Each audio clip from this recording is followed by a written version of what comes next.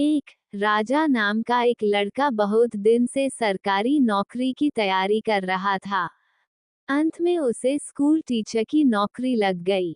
जिस स्कूल में उसे पढ़ाने जाना था वो शहर से काफी दूर एक गांव में था। इसलिए उसे गांव के आसपास ही किराए पर एक घर लेना पड़ा। लेकिन वो घर भी स्कूल से काफी दूर था। राजा रोज पैदल स्कूल आने जाने लगा। कुछ महीने बाद जब उसके पास अच्छे खासे पैसे जमा हो गए, तो उसने उस पैसे से एक बाइक खरीद ली ताकि और उसे पैदल स्कूल न जाना पड़े। राजा जब भी स्कूल जाता और रास्ते में कोई उसे पैदल दिख जाता तो वो उसे अपने बाइक पर लिफ्ट दे देता। स्कूल से वापस आते समय भी राजा वही करता। ऐसा एक भी दिन न हो जिस दिन उसने किसी को अपने बाइक पे बिठाए बिना स्कूल गया हो या फिर वापस अपना घर आया हो। उससे जितना हो सकता वो सबकी मदद करने की कोशिश करता। एक दिन जब राजा स्कूल से घर जा रहा था तो उसे एक आदमी रास्ते पर अकेले पैदल चलता दिखा।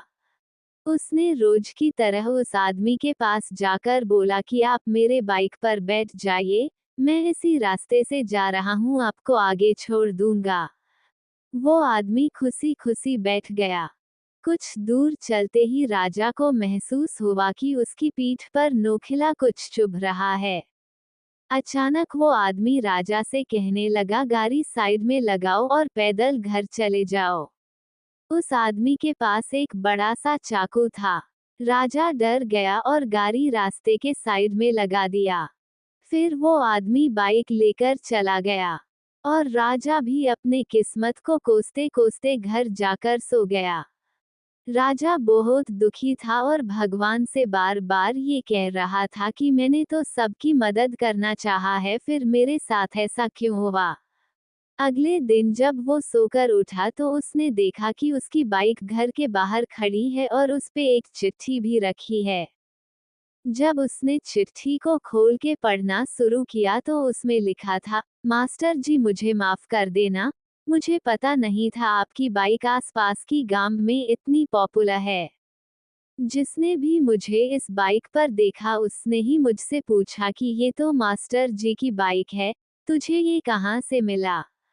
सबको पता चल गया कि मैंने आपकी बाइक चोरी की है, इसलिए मैं आपको आपका बाइक लौटा रहा हूँ। हो सके तो मुझे माफ कर देना। इस चिट्ठी को पढ़ने के बाद राजा बहुत खुश हुआ और भगवान का धन्यवाद किया। उसे ये विश्वास हो गया कि भगवान हमेशा अच्छे के साथ अच्छा ही करता है। सीख, इस छोटी कहानी से ये सीख मिलती है कि हमेशा दूसरों की मदद करते रहो, भगवान आपके साथ गलत नहीं होने देगा। 2. एक गांव में रोहित और सूरज दो जिगरी दोस्त रहा करते थे। गांव में उनके लिए कोई अच्छा काम नहीं था, इसलिए वो दोनों शहर जाकर काम करने का सोचा और अगले दिन काम की तलाश में निकल गए शहर की ओर। शहर गांव से बहुत दूर था। कई घंटों चलने के बाद दोनों दोस्त एक पेड़ के नीचे आराम करने के लिए बैठे। रोहित सूरज से कहने लगा, शहर अभी भी 4-5 किलोमीटर दूर है। लेकिन सूरज ने कहा, नहीं, शहर मात्र 2-3 किलोमीटर दूर है। इसी बात पे दोनों में बहस होने लगी। अचानक सूरज ने रोहित को जोर से एक चाटा मार दिया। रोहित शांत स्वभाव का था, इसलिए उसने सूरज से कुछ नहीं कहा और एक लकड़ी लेकर जमीन पर लिखने लगा, आज मेरा जिगरी दोस्त ने मुझे चाटा मारा। फिर दोनों शहर की ओर चल दिए। अब कोई किसी से बात नहीं कर रहा था। रास्ते में एक छोटी सी नदी आई जिसे उनको पार करके जाना था। सबसे पहले रोहित नदी में उतरा और उसका पैर दलदल में फंस गया।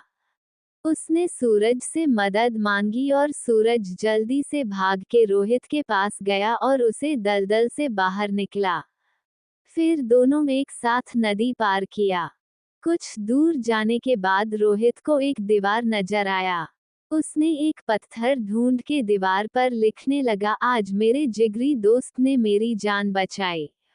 ये देखकर सूरज रोहित से कहने लगा, जब मैंने तुम्हें थप्पड़ मारा तो तुमने वहीं पर जमीन में उस बात को लिख दिया। और अपनी जान बचाने की बात तो तुम नदी के किनारे भी लिख सकते थे, तो इतनी दूर इस दीवार पर क्यों लिखा? तब रोहित ने जवाब दिया कि किसी की बुरी बातें या बुरा करा कुछ भी अपने मन में जमा करके नहीं रखना चाहिए। इससे उस इंसान के प्रति हमारे मन में नफरत पैदा होती है। इसलिए जब तुमने मुझे थप्पड़ मारा तो मैंने उसे जमीन पर लिख दिया, क्योंकि कुछ देर बाद हवा चलेगी और वो लिखावट मिट जाएगी। लेकिन किसी की मदद को कभी भूलना नहीं चाहिए, उसे हमेशा याद रखना चाहिए। इसलिए मैंने तुम्हारी की हुई मदद को नदी के किनारे नहीं लिखा और यहाँ इस दीवार पर लिख दिया ताकि ये बहुत दिन तक यहाँ लिखा रहे। रोहित की जवाब सुनकर सूरज खुश हो गया और रोहित को गले से लगा लिया। फिर दोनों हंसते हंसते एक साथ शहर की ओर जाने लगे।